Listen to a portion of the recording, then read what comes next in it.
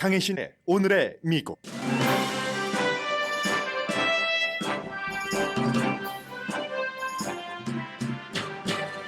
북한이 해리스 미국 부통령의 비무장지대 방문에 앞서 탄도미사일을 발사했습니다. 해리스 부통령은 한국 방문 직전 뉴욕타임즈와 인터뷰에서 윤석열 대통령과 전기자동차 보조금과 여성 평등에 대해 논의할 것이라고 밝혔습니다. 쿠바 지역을 정전 상태로 몰아넣은 허리케인 이안이 플로리다에 다다르면서 주민 250만 명에게 대피령이 내려졌습니다. 플로리다 서부에서도 이미 정전이 시작됐고 1,900편 이상의 항공편이 취소됐습니다. 현재 카테고리 4인 허리케인 이안은 가장 높은 카테고리 5 직전의 강도로 예상됩니다. 허리케인 때문에 의사당 폭동 사건 청문회도 연기됐습니다. 미국 정부는 러시아에 거주하는 미국인에게 러시아를 떠나라고 촉구했습니다. 우크라이나와 싸우기 위한 군인으로 징집될 수 있기 때문입니다. 러시아는 우크라이나 4군데 지역 투표 결과 90% 이상의 지지로 러시아 합병을 우크라인들이 원했다고 발표했습니다. 서방 세계는 이 주장을 가짜 투표라고 얘기합니다. 펜실베니아의 공화당 주지사 후보가 낙태한 여성은 살인죄로 기소해야 한다고 촉구한 사실이 드러나 논란입니다. 백악관에서는 오늘 닉슨 행정부 이후 처음으로 기아 불평등에 대한 회담이 열리고 있습니다. 8년 안에 배고픔을 해결한다는 정상회담인데 도어대시와 아마존의 배달 시스템이 강조되고 있습니다. 백화점의 대표격인 메이시스가 온라인의 대표격인 아마존 방향으로 나갑니다. 메이시스사가 아마존처럼 물건을 사고 팔 수 있는 장터를 오픈합니다. 네, 미국은 오늘 당연히 플로리다주의 허리케인이 탑 뉴스이기 때문에 지금 모든 그 케이블 텔레비전 방송이 현장에서 보도하는 기자들 현장 리포트를 전하고 있는데 아직은 그 현장 리포트를 하는 기자들이 뭐 바람에 몸이 흔들리는 그런 모습은 보이지 않습니다. 강풍일 경우는 허리케인 현장에서 보도하는 텔레비전 그 기자들이 몸을 무척 많이 흔들고 마이크도 흔들리고 뭐 카메라도 그런 모습이 보이는데 아직은 지금 특히 몇몇 제가 보고 있는 2군데 케이블 텔레비전 뭐 팍스라든가 CNN 방송 등의 기자들의 현장 모습은 그렇지는 않습니다. 그러나 이제 조금 있으면 어떻게 변할진 모르고요. 현장 리포트를 하는 기자 뒤에 있는 나무들은 지금 너무 많이 흔들리고 있습니다. 그리고 기자들도 안전하게 난간이 있는 쪽에서 뭐 여차할 때는 난간을 잡는 그런 곳을 현장 리포트를 하는 곳으로 지금 잡은 것을 보면은 강풍은 강풍이구나 하는 것을 볼 수 있습니다. 이 부분은 조금 뒤에 전해드리겠고 저는 오늘 이제 그 낸시 펠로시 하원 의장에 이어서 한국을 방문하는 카멜라 해리스 부통령의 한국 방문에 대해서 좀 전해드리겠는데 시간대별로 좀 전하겠습니다. 왜냐하면 일본에서 아베 신조 일본 총리 국장에 참석을 했고 한덕수 총리와 회담을 이미 한번 했고 다시 이제 한국에 가서 윤석열 대통령을 만날 텐데 그 사이에 북한의 탄도미사일 발사가 있었고 중국에 대한 해리스 부통령의 발언도 있었기 때문에 순서별로 전해드리겠습니다. 뒷부분에는 저는 그 미국의 그 대통령이나 부통령이 다른 나라에 가서 뭐 여성평등 이런 것을 의제로 그 회담의 의제로 삼은 적이 없기 때문에 왜 해리스 부통령이 여성인 것은 이해하지만 한국에 가서 여성 문제를 얘기한다고 뉴욕타임스 기자와의 인터뷰에서 얘기했는지 이 부분은 잘 이해가 되지 않고요. 또 뭐 윤석열 대통령과 회담을 하고 난 뒤에 이해할 수 있을지도 모르겠습니다. 자, 우선 이 내용부터 전해드리자면은 목요일로 예정이 돼 있습니다. 시차가 있기 때문에 그냥 목요일로 하겠습니다. 한국과 미국의 시차가 있기 때문에 비무장지대를 방문을 하는데 그 전에 탄도미사일을 북한이 2발을 단거리 탄도미사일이고 동해상으로 날아갔는데 10분 간격으로 2번을 발사를 했습니다. 당연히 뭐 한국과 미국은 공조한다고 얘기를 했고 이미 시작이 된 레이건 그 항공모함까지 동원이 돼서 한미 합동 군사훈련에 이제 일본도 참여를 한다고 하고 거기에 저항하기 위해서 북한이 일요일에 탄도미사일을 한번 발사를 했습니다. 그러니까 당연히 지금 미국의 부통령이 일본에 가 있기 때문에 일본의 기시다 후미오 총리도 어제의 북한의 탄도미사일에 대해서 한국 측에서도 자세하게 얘기를 하진 않았지만 공조해서 모든 그 대비를 하겠다는 것을 다시 한번 그 확인을 했고요. 일본의 해안 경비대도 인근 선박에 경고령을 발령을 했지만 특별한 그 피해는 없었다라고 발표를 했습니다. 일본에서 바로 북한이 탄도미사일을 2발을 동해상으로 쏘기 전에 했었던 것이 오키나와의 해군 기지에 가서 USS 역시 그 항공모함 하월드 항공모함에서 군인들에게 해군 그 세일러복을 입은 군인들에게 얘기를 했습니다. 중국이 바다의 자유에 도전을 하고 있다. 이웃 국가를 압박하고 위협하기 위해서 군사적인 경제적인 힘을 발휘하고 있고 동중국해, 남중국해에서 불안한 행동을 하고 있다. 가장 최근에 대만 해협을 가로질러서 한 도발을 목격을 했다. 우리는 대만을 지원한다라고 얘기를 했습니다. 이 얘기를 하고 나서 얼마 지나지 않아서 북한이 이제 그 탄도미사일을 발사를 한 것이고 사실은 미국의 부통령이 다른 나라를 방문을 할 때는 부통령이라는 직책 자체가 특별한 때를 제외하고는 거의 상징적이기 때문에 부통령의 해외 방문도 상징적이거나 어떠한 무슨 뭐 기간이 돼서 방문하거나 또 대통령이 해놓은 일에 대해서 약간 그 보조를 하는 그런 역할일 때가 상당히 많은데 이번에 해리스 부통령의 일본과 한국 방문은 그렇지 않습니다. 표면적으로는 일상적이고 상식적인 그런 부통령의 해외 방문이 부통령과 일본에서 이제 인터뷰를 한 뉴욕타임스가 얘기하기를 북한과 중국의 어떠한 군사적인 진격 때문에 점점 불안해지는 지역에서 이 시점에 한국과 일본을 방문한 해리스 부통령은 외교에 교묘한 춤을 추고 있다라고 얘기를 합니다. 이 해리스 부통령은 사실 어려웠었던 적이 굉장히 많죠. 뭐 이민 문제, 국경 문제 이런 것에 대해서도 큰 그 부통령으로서의 대단한 힘은 없지만 어려움에 처한 적이 많고 이번이 이제 가장 어려운 점이다라고 얘기를 하고 있는데 일단 그 같은 중국에 대해서 경고를 보낸 연설 직후에 북한이 그 미사일을 발사를 했고 그리고 그 거의 동시에 그 발사한 것을 보고받지는 못했을 때겠죠. 시간대별로는 비슷하지만 그때 뉴욕타임스의 해리스 부통령이 한 얘기가 김정은 국무위원장에게 보내는 메시지에 대해서 물어봤더니 미국은 최근 북한의 활동이 굉장히 불안정하고 여러 면에서 도발적이라고 믿는다면서 동맹국과 함께한다. 이건 한국과 함께한다는 그런 뜻에서 이제 비무장지대도 방문한다는 것 아니겠습니까? 그 얘기를 했다는 겁니다. 그 얘기는 했고 이제 비무장지대는 방문을 할 것이고 어제 말씀드린 것처럼 물론 2019년도에 트럼프 전 대통령이 그곳에서 김정은 위원장을 만났지만 이렇게 미사일 발사가 있는 때에 비무장지대를 미국의 중요한 인물이 가는 것은 거의 드문 일입니다. 이번에는 나흘 사이에 두 번 이제 2차례 3번 탄도미사일을 발사했기 때문에 더 예민하게 봐지는데 이제 일본에서 한덕수 국무총리와 카멜라 해리스 부통령이 북한 문제에 대해서 언급한 이런 부분도 뉴욕타임스가 전하고 있습니다. 한덕수 총리가 북한이 언급한 새로운 법안, 이게 이제 유엔에서 그 윤석열 대통령이 언급하지 않았다고 일부에서 상당히 비난을 받았던 그 부분이죠.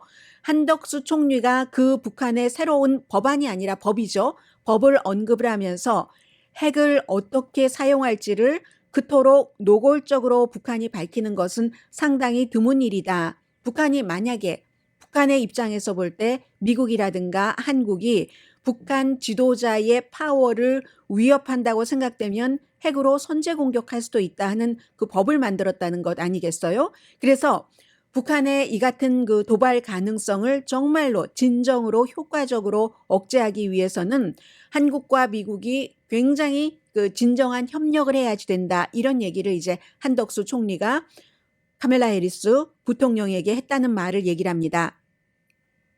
북한이 곧 7차 핵실험을 할 것이다. 이 경고는 지난 몇 달 동안 미국이나 한국에서 나왔습니다. 그러면 왜 안 하고 있는가?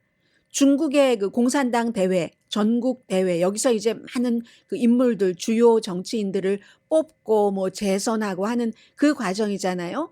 그런 중국의 그 중요한 일이 있을 때 또 중국으로서는 지금 북한이 무조건 핵 개발을 하고 핵 그 시험을 하고 하는 것을 승인하지 않기 때문에 중국의 입장과 중국의 체면을 봐서 10월 16일에 시작되죠. 언제 끝나는지는 잘 모르는 것 같습니다. 아직까지 매년 이렇게 뭐 날짜가 조금 다른 이유인지 중국 공산당 전국 대표 대회가 끝날 때까지 기다려서 할 것 같다. 그러면 10월 16일에 시작이 돼서 며칠 동안 계속된다면 그게 묘하게도 미국의 중간선거, 대선 직전이 된다는 거죠. 11월 초니까 미국이 중간선거 정확한 날짜가 어떻게 되냐면요. 9월, 10월, 11월에 8일이군요. 이번 해에는 11월 8일에 있는데 10월 16일에 시작해서 11월 8일 전에는 끝날 것 아니겠어요? 당연히 끝나죠. 그렇기 때문에 미국의 중간선거에 맞춰서 하는 것인지 중국의 이 공산당 대회의 끝남에 맞춰서 하는 건지 그게 묘하게도 이번에는 오버랩이 되는 겁니다. 어쨌든 이렇게 미국과 한국이 긴장에 대비를 해서 여러 가지 노력을 하고 있는 사이에 뉴욕타임스의 지적입니다. 바이든 대통령으로서는 국내에서 대표적인 승리하는 것이 인플레이션 감축 법안입니다.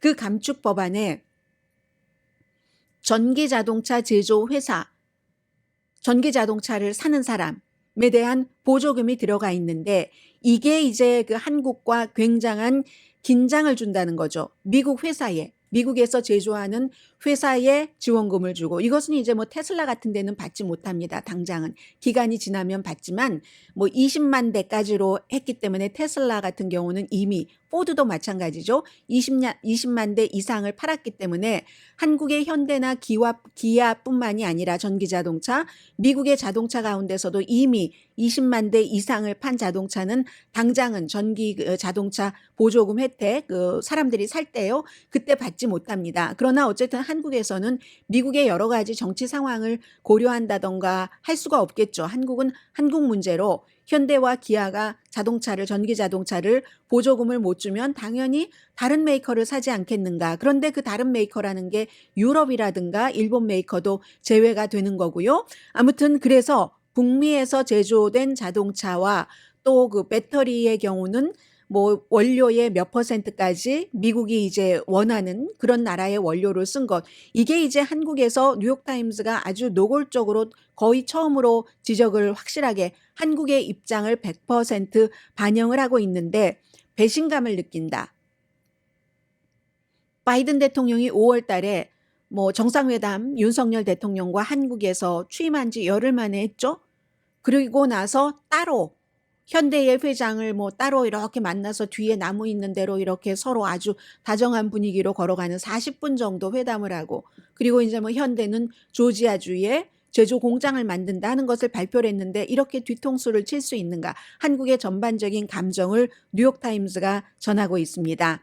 그래서 이 문제를 뉴욕타임스도 이제 그 해리스 부통령이 한국에 가면은 윤석열 대통령과의 논의 의제에 들어가 있다 하는 것을 전합니다. 그런데 일본에서는 이 뉴욕타임스와 인터뷰에서 왜 미국에서 이 이 전기 자동차에 대한 보조금을 그렇게 할 수밖에 없었는가 하는 것은 미국의 입장을 옹호하는 발언을 했다고 지적을 합니다. 그리고 이것은 이제 미국에서 의회에서 통과된 것이고요.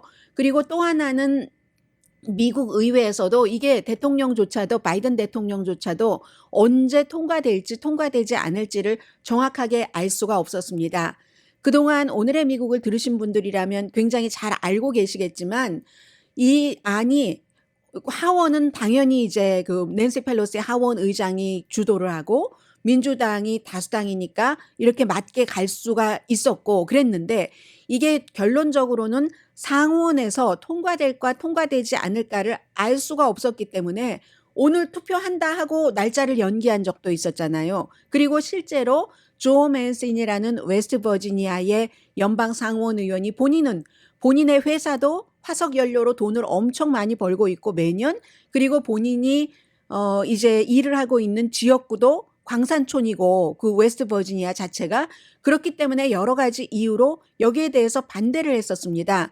그런데 상원에서 민주당 의원이 한 명이라도 반대를 하면 통과할 수 없는 상황에서 때때로 또 애리조나가 지역구인 크리스틴 시네마 의원도 반대할 것 같처럼 얘기를 하고 이랬기 때문에 사실은 미국 내부에서도 이게 언제 통과가 될지 알 수 없었던 일이고, 조 맨신 의원이 안 한다라고까지 나중에 얘기를 했어요. 이거 내가 표를 주지 않겠다라고 얘기를 했다가 한 며칠 뒤에 척 슈머 상원 민주당 원내대표와 만나고 나서 그래 내가 찬성표 던졌지, 그렇게 투표를 한 것이기 때문에 사실은 미국에서도 통과가 될 수 있을지 없을지 몰랐고, 그렇게 통과될지 되지 않을지 모르는 상황에서 통과가 됐기 때문에 초당적으로 이게 됐다라고도 막 얘기를 하고, 왜냐하면은 하원에서 뭐 공화당 의원 가운데서도 여기에 찬성표를 던진 사람도 있고 하니까 어쨌든 법을 통과를 시켰으니까 이것은 꼭 그 전기자동차에 관한 보조금만 들어가 있는 게 아니라 전반적으로 많은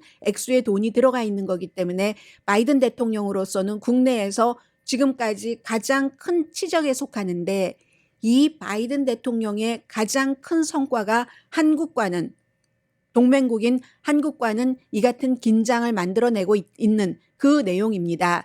그래서 이제 일단은 해리스 부통령이 미국의 입장이 맞다 하고 미국의 입장을 옹호했다고 하지만 한국에 가서 바이든 대통령과 직접 회담을 할 때 어떤 내용이 나올지는 아직 알 수가 없습니다. 그래서 이제 해리스 부통령의 한국 방문이 굉장히 더욱더 주목이 되고요. 꼭 비무장지대 방문뿐만이 아니라, 그리고 또 하나는 뉴욕타임즈의 해리스 부통령이 윤석열 대통령과 한국의 성평등에 대해서도 논의를 하겠다라고 얘기를 했다고 하는데, 그러면서 한국이 남녀의 임금 차이가 부자 나라 가운데서는 가장 높은 나라다. 경제력이 뭐 12, 11위 되는데 그 나라 가운데서는 남자와 여자가 똑같은 일을 하고 그 임금 차이가 가장 높은 나라라는 겁니다. 이게 뭐 부통령이 그냥 말하는 게 아니라 다 권위 있는 세계의 데이터를 보고 하는 얘기죠. 그러니까 한국에서 뭐 이준석 국민의힘 전 대표가 아무리 남녀 차이가 없고 남자가 더 차별당한다라고 얘기를 해도 그것은 이제 부분적으로 그렇게 얘기를 하는 것이고, 전반적인 국제사회에서는 한국은 아직도 남녀의 임금 차이를 포함을 해서 성차별이 높은 나라라고 보고 있는 겁니다. 또 예를 들기를 한국 국회에서 여자는 전체의 5분의 1밖에 안 된다라고 얘기를 하는 것. 그렇기 때문에 또 하나는 이 윤석열 대통령이 선거 공약 당시에 뭐 여성가족부 해체한다는 공약도 했다, 뭐 이런 얘기도 다시 한번 언급을 하면서 해리스 부통령이 뉴욕타임즈에 얘기를 하기를, 민주주의 상태를 가장 잘 알아볼 수 있는 척도는 여성의 권한이나 여성의 지위를 보면은 그건 측정되는 것이다. 윤석열 대통령에게 이걸 말하겠다라고 얘기를 했답니다. 정부를 포함한 모든 시스템에서 장관도 여자가 뭐 거의 없고 하는 이런 부분, 지난번 정부보다 훨씬 여성의 진출이 이번 행정부에서는 없는 것은 누가 봐도 아주 확연하게 드러나는 것이고, 아마 그래서일 겁니다. 미리 여성 리더들과 라운드 테이블 토론하는 시간이 마련이 됐답니다. 미국 부통령이 한국에 가면은요. 과연 시스템적으로 남녀 평등을 줄여가기 위해서 어떻게 해야 되는가, 이 문제에 굉장히 신경을 쓰고 얘기를 한다고 하는데, 저는 앞서 말씀드린 것처럼 미국의 대통령이나 부통령이 다른 나라의 어떠한 특정 이슈에 대해서 그게 미국과 직접적으로 연관이 있는 것도 아니라고 볼 수 있잖아요. 연관이 없다고 볼 수 있는데 한국에서의 남녀 평등에 대해서 누구나 다 그렇게 돼야지 된다고 생각이 되지만, 왜 미국의 부통령이 지금 이 시점에 한국의 남녀 평등에 대해서 한국의 대통령과 의논을 하겠다고 하는 건지, 그거는 저는 100% 이해가 가지는 않고요. 아무튼 그 문제입니다. 그래서 우려를 제기할 예정이다. 뉴욕타임스 표현에 따르면 그렇게 돼 있습니다. 아무튼 지금 해리스 부통령은 뭐 일본의 그 국장에 방문한 것도 일본의 국민들이 60%가 아베 신조 총리의 국장을 원치 않았는데 했었던 것이나 또 러시아의 우크라이나 침공으로 인한 여러 가지 문제들, 북한의 뭐 탄도미사일 발사, 중국의 여러 가지 이런 어려운 때에 갔다. 그리고 이제 중국과 북한 문제는 연결되는 것이기도 하고 이제 곧 뭐 언제가 될지 날짜가 잡히진 않았지만 시진핑 주석과 정확하게 잡히진 않았지만 바이든 대통령이 만날 것이기 때문에 그 전에 여러 가지를 이제 조금 이렇게 그 전초전으로 뭐 신호도 주고 박아놓고 하는 것이고 이 굉장히 낮은 지지율인 바이든 대통령 여기에 대해서 외교 정책 같은 것을 잘하고 있다. 이런 것을 해리스 부통령이 아시아 방문을 갔다 와서 보여줘야 되는데 그게 얼마나 성과가 있을지는 알 수가 없고 지금 아무튼 오늘부터는 이제 한국에서는 이 가장 중요한 탑 뉴스가 해리스 부통령의 한국 비무장지대 방문, 윤석열 대통령과의 미팅 등이 될 테고 그게 다시 미국으로 돌아와서 저도 내일 아침 오늘의 미국에서 여러분들께 전해드리게 되겠죠.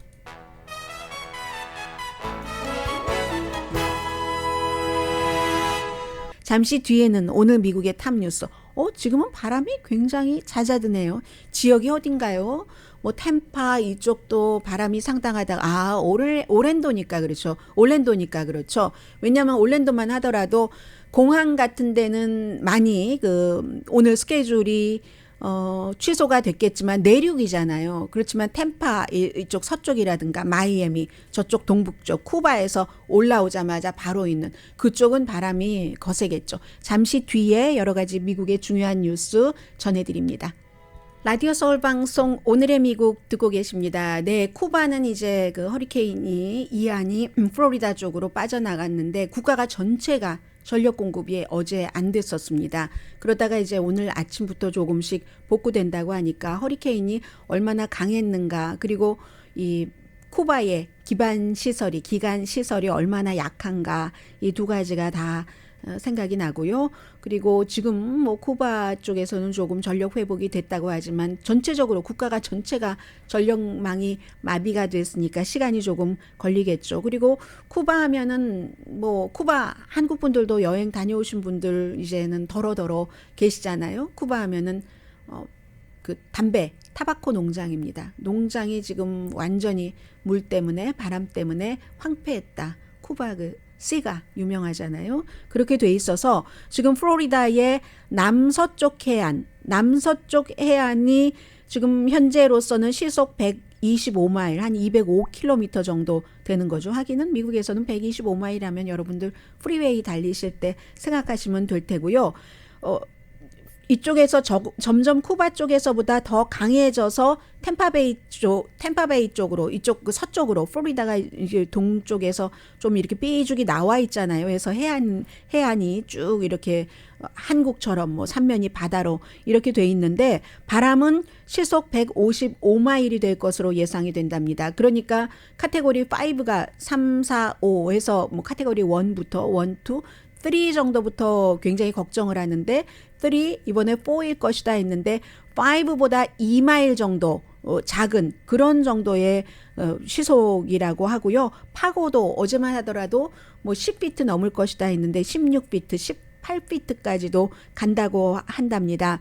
그래서 템파베이의 경우가 101년 만에 처음으로 대규모 허리케인 피해인데 그쪽 지역에서 살고 계신 분들은 허리케인 3이었을 때도 엄청난 피해 있었습니다. 그런데 지금 거의 5에 가까운 4가 될 것이다. 물론 중간에 허리케인이 마음을 바꿔서 어떻게 될지는 모르겠습니다만은 집과 건물이 파괴되고 뭐 이런 것들을 예상들을 많이 하고 있습니다.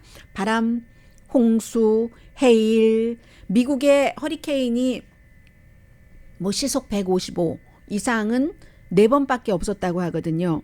그렇기 때문에 지금 뭐 플로리다로 들어가는 인앤아웃 바운드의 비행기 편이 1900편 이상이 취소가 됐고 올랜도가 약 700편 작은 편이죠. 내륙이니까. 마이애미 국제공항 뭐 500건 취소? 오히려 더 작네요. 템파 국제공항 400건 정도 취소가 됐고 여러분들께서 혹시 이 마이애미 그 플로리다 지역에 공항이 굉장히 많은데 그 많은 공항을 이용을 하시려고 하셨던 분들은 당연히 이런 경우는 벌금 없이 스케줄이 변경이 되는데 스케줄 변경이 벌금이 문제가 아니라 스케줄 변경이 뭐 문제겠죠. 전부 여러분들 뭐 아메리칸 에어라인이라든가 델타 에어라인이라든가 다 한 라인 마련해 놓고 문의 받고 있으니까 16개 공항에 전부 그 경고가 내려졌거든요. 그러니까 확인하시기 바라고 비즈니스 당연히 문 닫았죠. 대재앙일 수 있다. 그래서 준비는 지금 다 합니다. 어떨 때는 준비를 완전하게 하면은 생각했었던 것보다 조금 가볍게 지나가는 경우도 있기는 있습니다만 지금은 그렇습니다. 그래서 물론 연방 정부에서도 플로리다 주 정부에서도 이제 비상 그 사태를 선포를 했지만 어제는 바이든 대통령과 론 디센티스 플로리다 주지사 사이에도 별로 뭐 사이가 좋을 리는 없잖아요. 그런데도 직접 그 전화 통화를 했습니다. 먼저 그 론 디센티스 플로리다 주지사가 백악관에서 전화 받지 못했다고 얘기를 했어요. 공개적으로. 그리고 나서 이제 백악관이 전화를 플로리다 주지사에게 걸었다고 합니다. 그리고 오늘 이제 의사당의 1월 6일 폭동사건 청문회도 연기가 됐는데 왜냐하면 플로리다주가 지역구인 의원 한 명이 이제 청문회 그 조사위원회에 포함되어 있기 때문에 그렇습니다. 스테파니 멀피 하원 의원이죠. 해서 지금 올랜도 잭슨빌은 위니까 잭슨빌은 위래도 또 이쪽 이 동쪽 해안인데 이번에는 서쪽에 템파베이 지역 그래서 이제 템파시티 이런 데가 굉장히 위험하다고 하고 마이애미 지금 거의 플로리다에 다가선 것으로 그렇게 지금 보도가 나오고 있습니다. 아마 내일쯤이면 뭐 여러 가지 피해 상황이라든가 그런 것도 있을 것 같고요. 워낙에 강한 그 허리케인이기 때문에 플로리다주에 별 관심이 없는 분들까지도 이 뉴스를 지금 지켜보고 있습니다.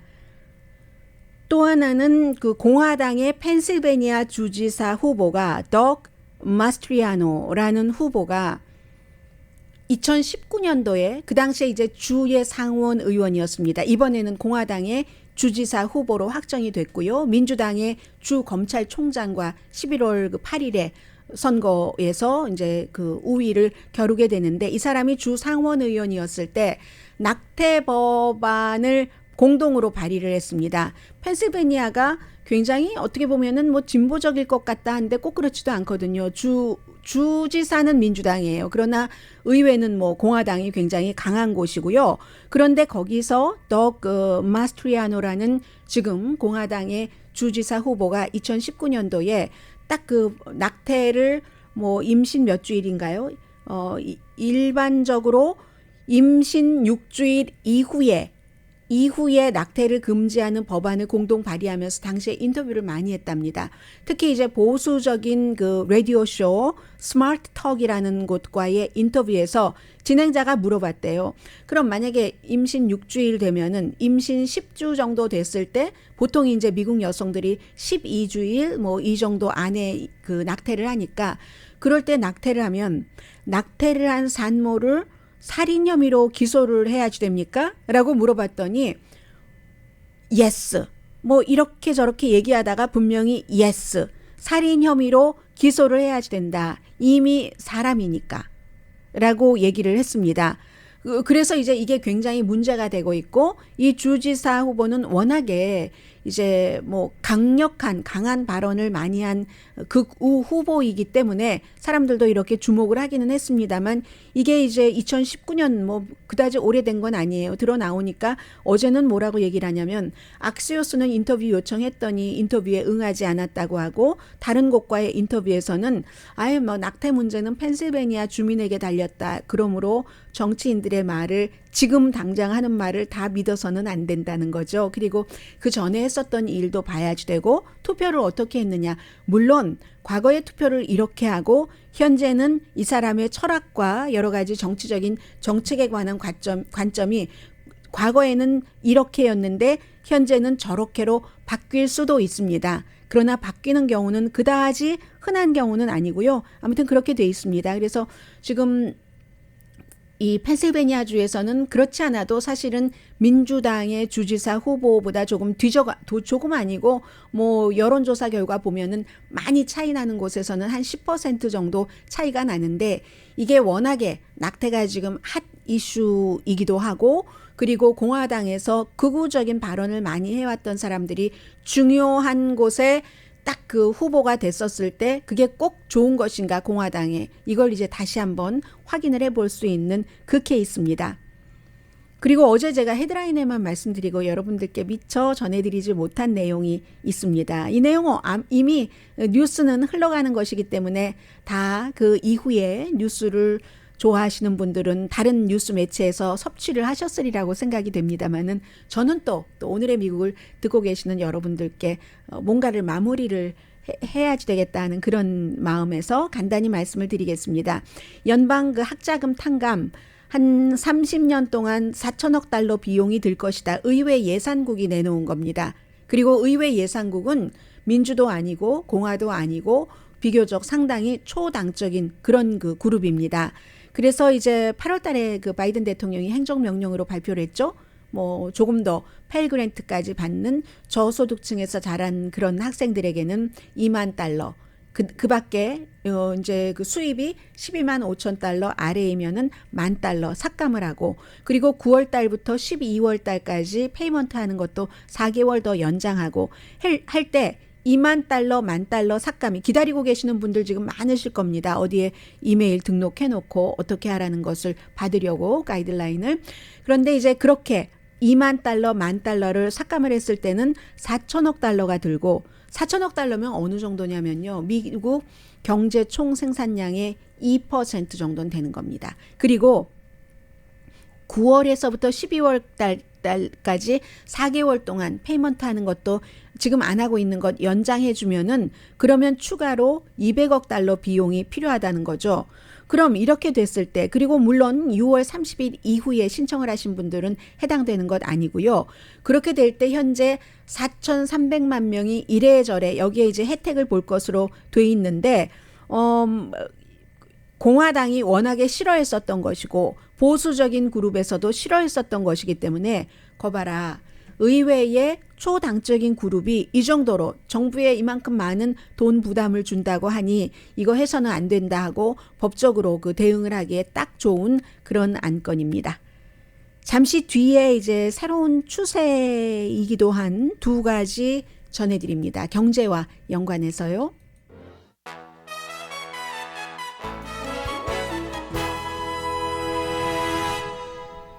라디오 서울 방송 오늘의 미국 듣고 계십니다.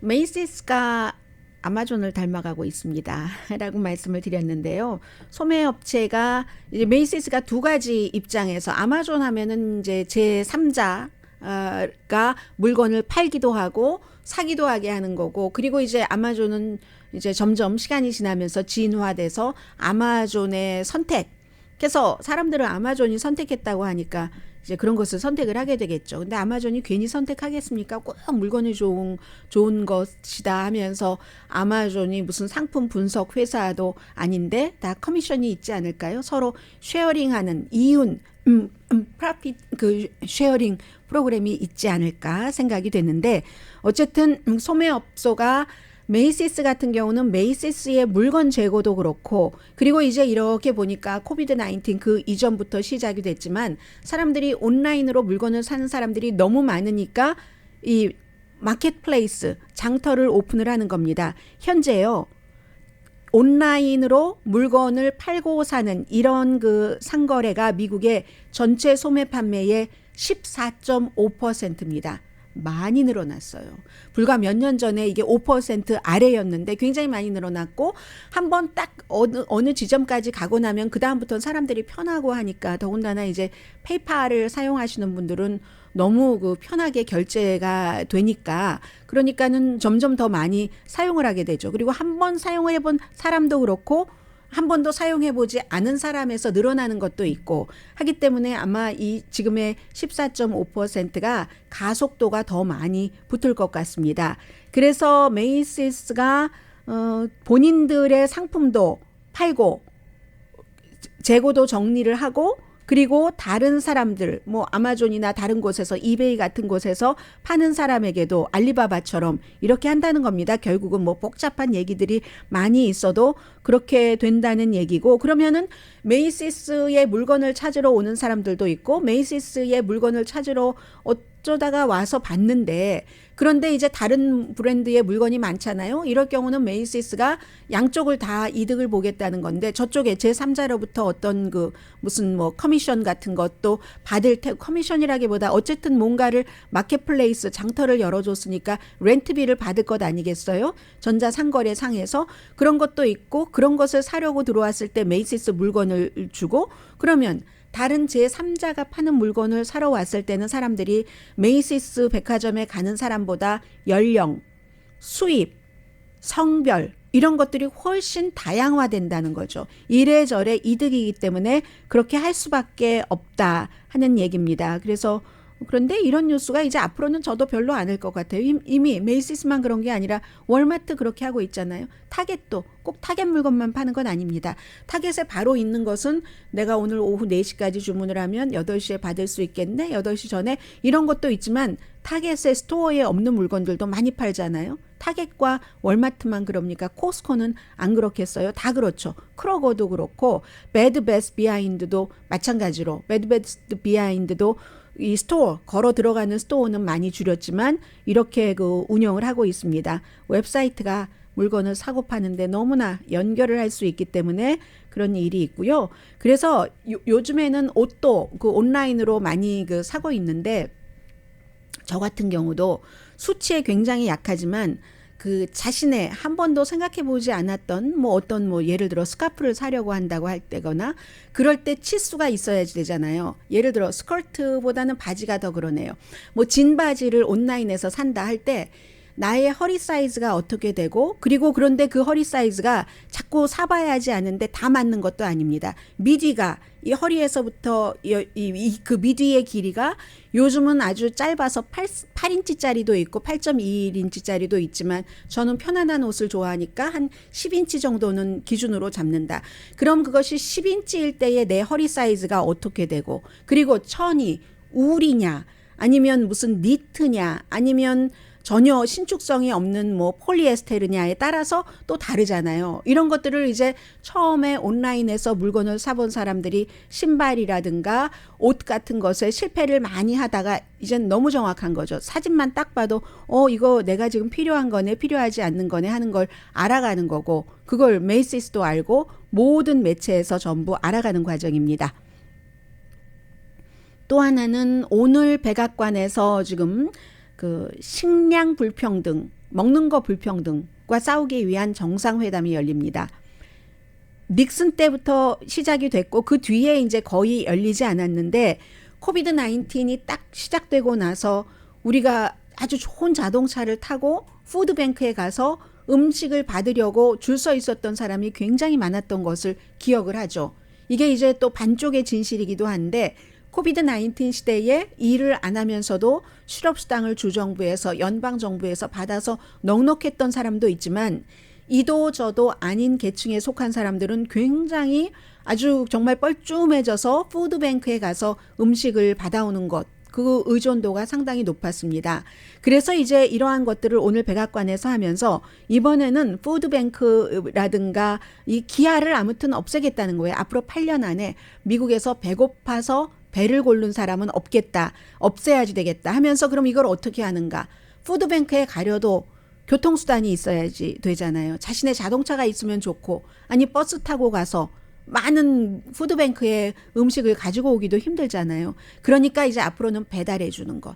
배달하면 생각나죠? 아마존, 뭐 도어대시, 음식을 배달해주는 이런 곳들과 미국의 푸드뱅크가 연결을 해서, 특히 이제 나이 드신 분들은 너무 좋아하시고 오래전부터 이 같은 그 프로그램의 혜택을 받으셨던 겁니다. 그런데 이제 조금 더 자주 할 수 있다는 거죠.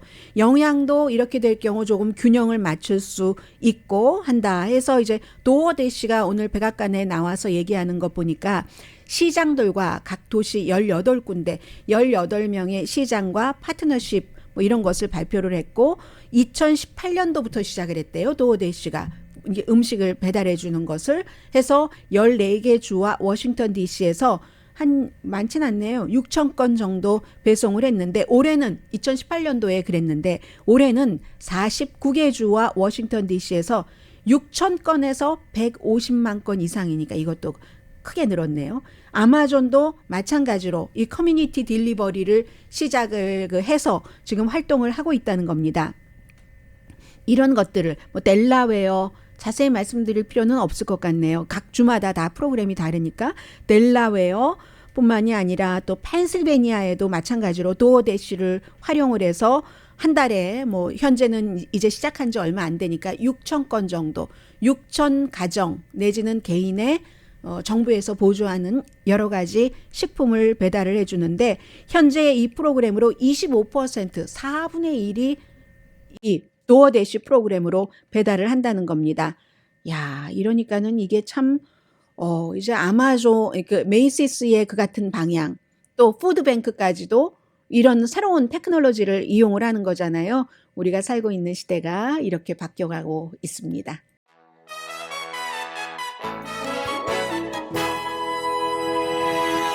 라디오 서울 방송 오늘의 미국 듣고 계십니다. 러시아 사태는 이제 아주 자세히 지켜봐야 되는 지금 시점은 그렇습니다. 그래서 미국 사람들을 러시아에서 곧 떠나라라고 미국에서 발표를 한 것은 이중국적인 사람들이 있잖아요. 러시아, 미국 이중국적인 사람들은 징병될 수 있다. 그런 뜻에서 그런 것이고 그리고 또 차량 행렬 러시아 사람들 가운데서 징집되지 않으려고 뭐 옆에 나라하고 뭐 한 10마일 정도 자동차들이 쭉 뻗어 있다는 얘기도 있고 러시아가 발표를 했습니다. 그리고 공식적으로는 10월 4일에 이제 러시아 의회에서 우크라이나 4군데 병합을 발표를 할 텐데 지금 뭐 헤르손, 도네츠크 뭐 이런 데서 뭐 99%까지 우린 러시아에 합병하겠다는 선거 결과가 나왔다고 하는데 정말 우스꽝스러운 거죠.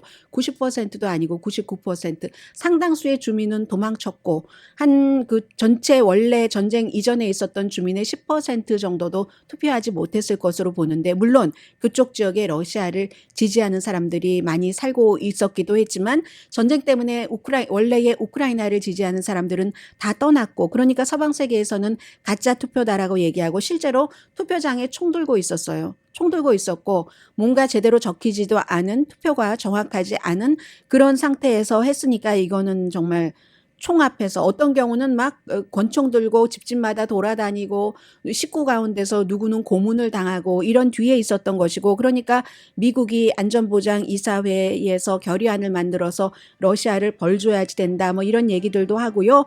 오늘 저녁에도 만날 그 PBS의 6시 뉴스 앵커 주디 우드로프가 무슨 평생 공로상 같은 걸 받으면서 한 얘기인데 지금도 75세거든요. 수많은 세계 정상을 인터뷰하고도 뉴스할 때 늘 떨린답니다. 본인이 됐어 하고 안 떨리면 준비가 덜 된 거라고 얘기를 하던데요. 뭐 뉴스에서만 그렇겠습니까? 강혜신이었습니다.